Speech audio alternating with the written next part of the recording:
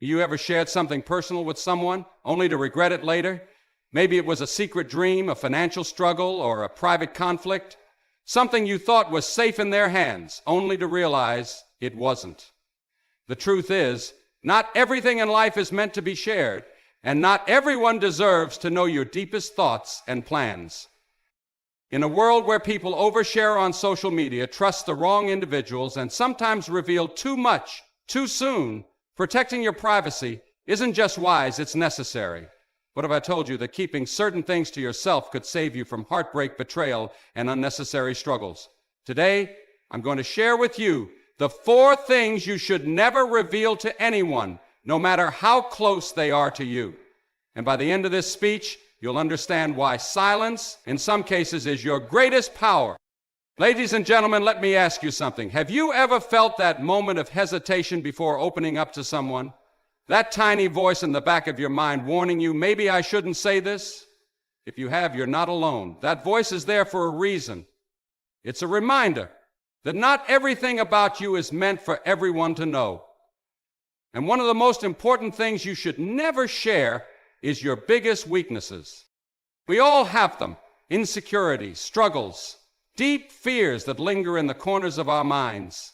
Maybe it's the fear of failure, the pain of past mistakes, or a personal battle that you wrestle with every day. And sometimes in moments of vulnerability, we let our guard down and reveal these weaknesses to the wrong people. We trust too easily, thinking that others will understand, protect, or respect what we share. But too often that trust is misplaced. Too often people use what they know against us, whether intentionally or unintentionally. That's why guarding your weaknesses is not about being secretive, it's about being wise. Think about a time when you confided in someone, believing they would offer support, but instead they turned it into gossip, judgment, or even ammunition to use against you. Maybe you shared your struggles at work, only to find out later that your words were twisted and spread around. Maybe you told a friend about your self-doubt, only for them to use it as leverage in an argument. Or maybe you revealed your fears to someone you loved, only to watch them bring it up in moments of conflict, reminding you of what you wished you never said. Words once spoken cannot be taken back. And when your weaknesses fall into the wrong hands, they can be used to control you, manipulate you, or make you feel powerless. You see, the world is not always kind to those who show their vulnerabilities too openly. We live in a time where people are quick to judge and even quicker to exploit. If you give them the keys to your insecurities, don't be surprised when they use them to lock you in a prison of doubt and limitation. Now, I'm not saying you should never seek support. There is strength in confiding in the right people, trusted mentors, lifelong friends, and those who have proven their loyalty through action, not just words. But even then, discernment is key. Not everyone who smiles at you has your best interest at heart. Not everyone who listens is listening to help. Some are listening to gather information, waiting for the perfect moment to use it to their advantage. I've seen people lose opportunities because they confessed their self-doubt in the wrong setting. I've seen relationships fall apart because one person exposed too much of their emotional wounds, giving the other person the power to manipulate their emotions. I've seen strong, capable individuals second-guess themselves simply because they allowed someone to define them by their weaknesses instead of their strengths. And I don't want that for you. I don't want you to hand over the very things that make you vulnerable to people who have not earned the right to hold them. So, how do you protect yourself? How do you maintain your authenticity without exposing yourself to harm? The answer is simple. Be selective. Not every feeling needs to be shared. Not every fear needs to be spoken aloud. There is a difference between seeking wise counsel and oversharing in the name of connection. There is a difference between finding healing and handing over the weapons that can be used to wound you. And here's the truth. Sometimes the best thing you can do for yourself is to hold certain things close to your heart and let time, wisdom, and action speak louder than any words ever could. You don't owe everyone an explanation for your struggles. You don't have to justify your battles to those who only want to observe rather than support. There is power in quiet resilience. There is strength in walking through the fire without announcing how much it burns. And when the time is right, when you have overcome, when you have grown stronger, when you have turned that weakness into wisdom, then, and only then, can you choose to share your story, not as a confession of weakness, but as a testimony of triumph. So my challenge to you today is this: guard your heart, protect your mind, be careful with your words, because in a world that is always looking for something to use against you, your silence can sometimes be your greatest defense. And your strength, it's not in how much you reveal, it's in how much you overcome without needing the world's validation. Money? It's something we all need, something we all work for, something that can open doors and at the same time close them. It's a tool, a resource, and for many, a measure of success. But here's what most people don't realize. Money is also one of the most dangerous things to talk about too, openly. And if there's one thing I've learned, it's that your financial details should never be something you casually share with just anyone. I've seen it happen time and time again. Someone comes into a little bit of money, maybe they get a raise at work, maybe they start a business that finally takes off, or maybe they inherit something from a family member, and what do? They tell people, not because they want to brag, but because they're excited, because they're proud, because they think the people around them will celebrate with them. But what happens next? The moment people know about your financial situation, everything changes. Suddenly, there are expectations, suddenly there are opinions, and worst of all, suddenly there are hands reaching out, not to help you, but to take from you. People start looking at you differently. They start assuming things. If you have money, they think you should give it to them. If you don't have money, they judge you for it. If you tell them you're struggling, some will use it to feel superior. And if you tell them you're doing well, others will start expecting favors. That's the danger of sharing too much about your financial life. It gives people the power to define you by what you have instead of who you are. And let's talk about another side of this, debt.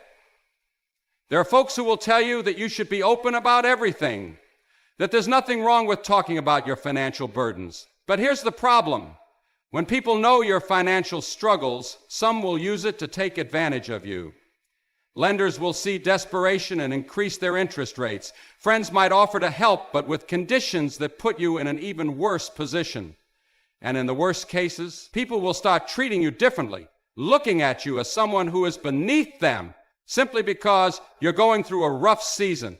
You see, when you expose your financial struggles, you give others control over how they perceive you. And perception, whether we like it or not, shapes the way the world treats us. Now, you might be thinking, but what about honesty? What about transparency? Shouldn't I be able to talk about money freely without worrying about what people think? In a perfect world, yes. But we don't live in a perfect world. We live in a world where people make assumptions, where greed exists, where jealousy can turn a friend into a rival. And when it comes to your finances, the less people know, the better. Think about it. Have you ever noticed that the wealthiest people rarely talk about how much they have? They don't walk into a room announcing their income. They don't post about every financial success on social media. Why? Because they understand that money attracts attention. And not all attention is good. When people see wealth, they either want to take it, manipulate it, or compete with it. And even if you don't consider yourself wealthy, the moment you start talking about money, you invite unnecessary scrutiny into your life. Let me give you an example. Say you just got a raise at work, and you casually mention it to a coworker. Suddenly that coworker starts treating you differently. Maybe they start resenting you.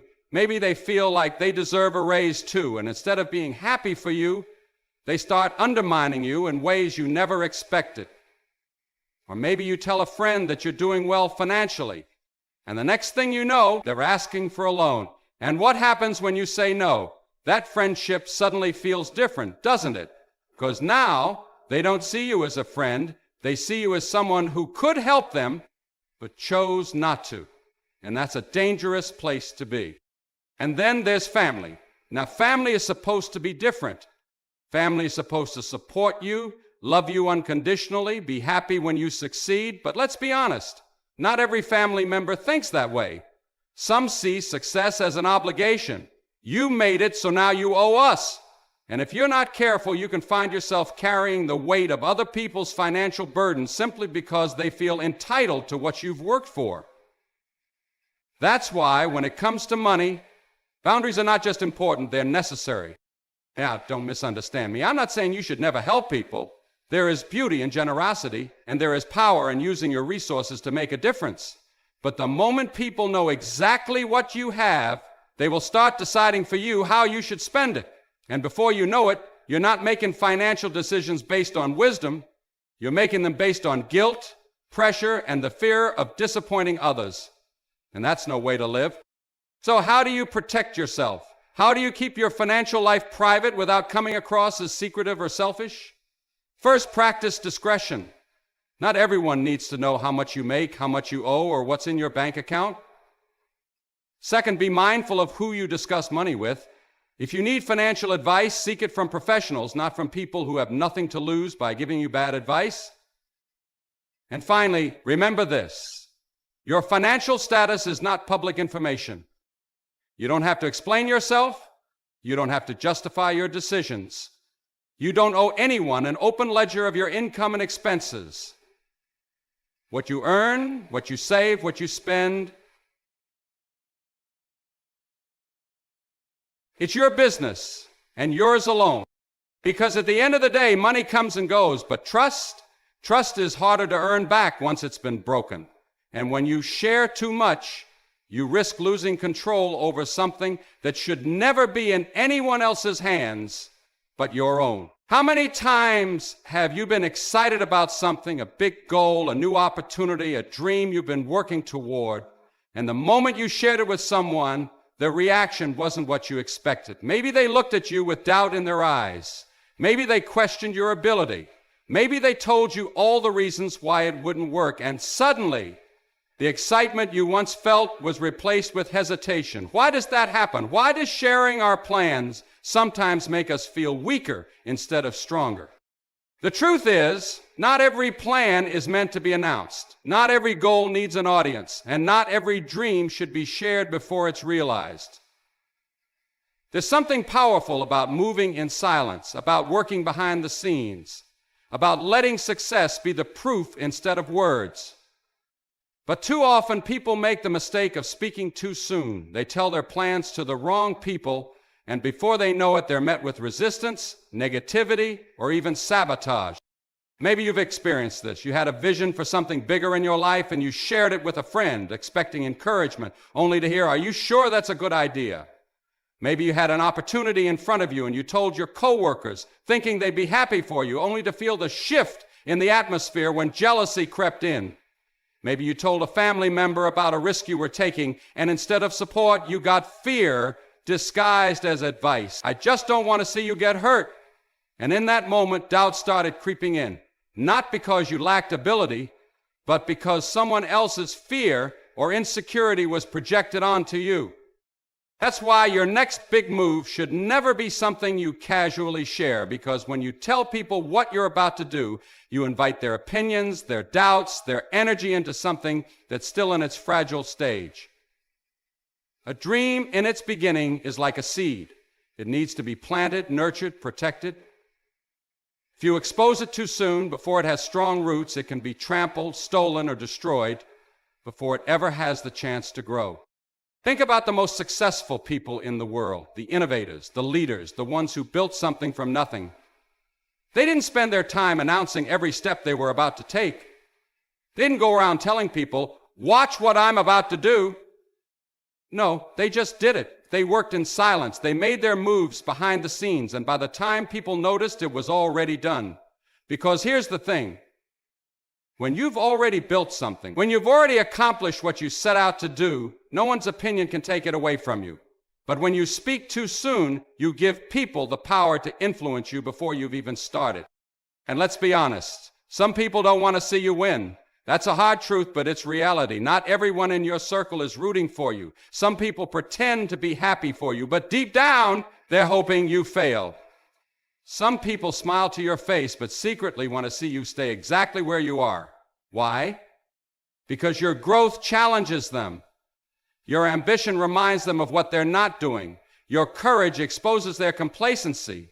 And instead of using that as inspiration to elevate themselves, they'd rather pull you down to keep things the same. That's why the fewer people who know your plans, the better. Because the moment you share, you give others the chance to interfere, and not everyone interferes with good intentions.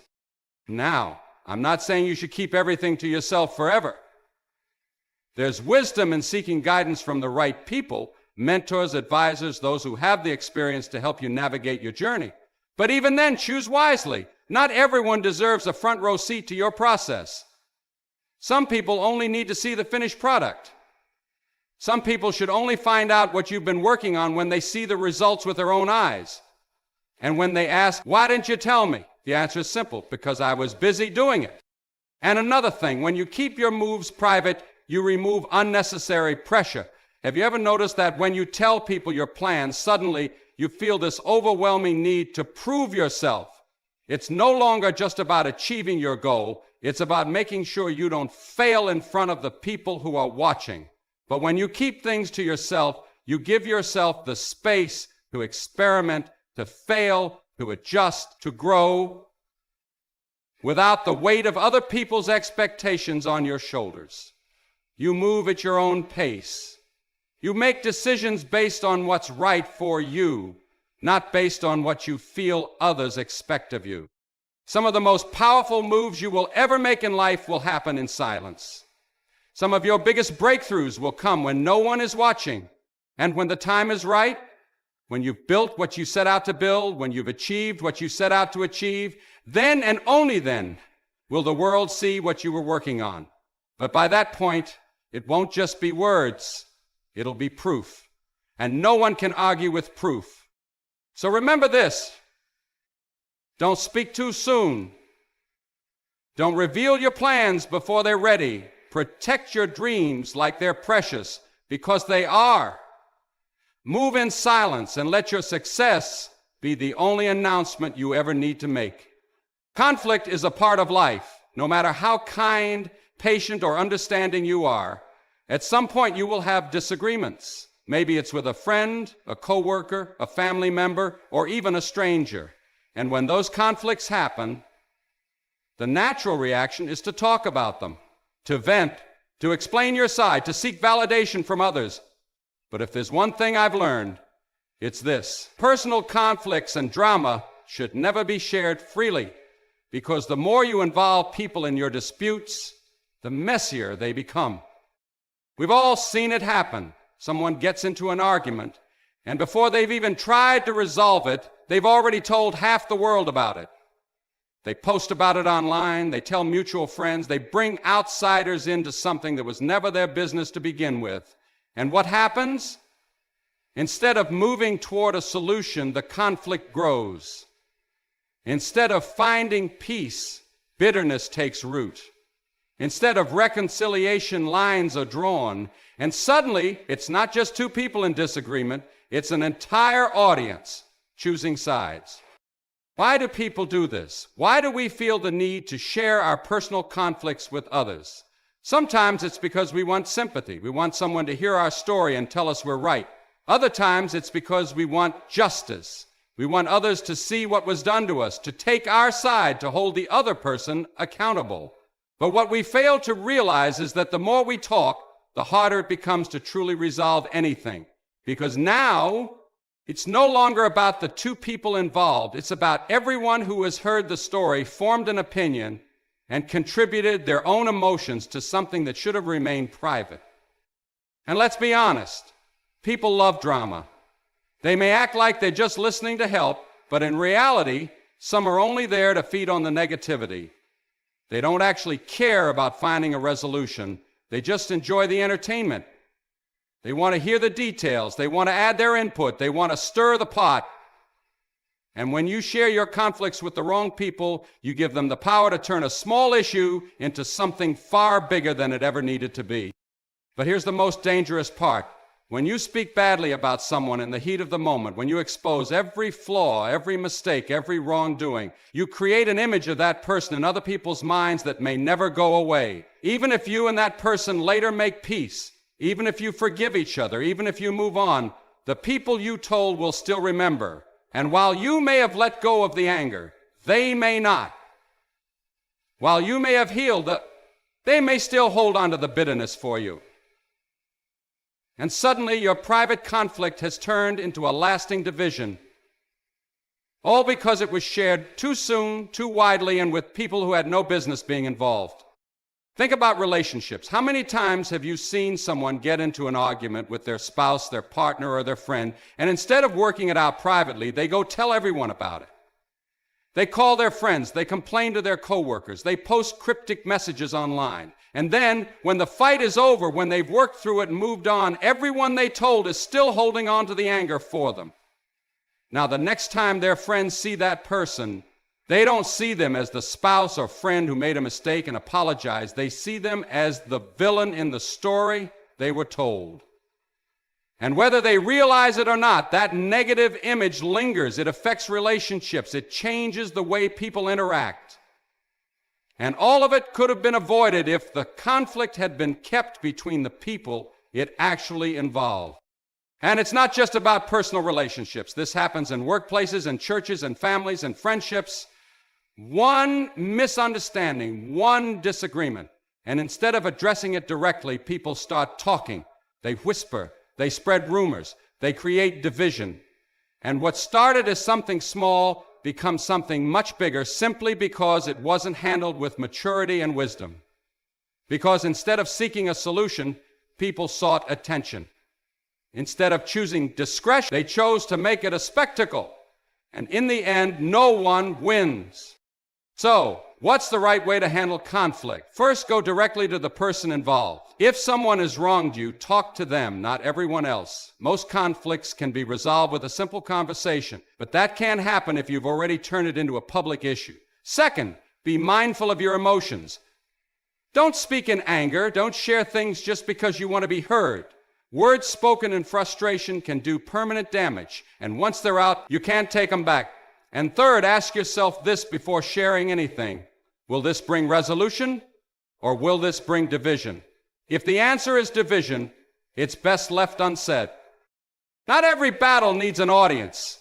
Not every disagreement needs to be turned into a public debate. Some things are best handled quietly, with dignity, with wisdom. And when you learn to handle conflict this way, you'll find that peace comes much easier, relationships last much longer, and the people around you will respect you far more for your ability to keep certain things private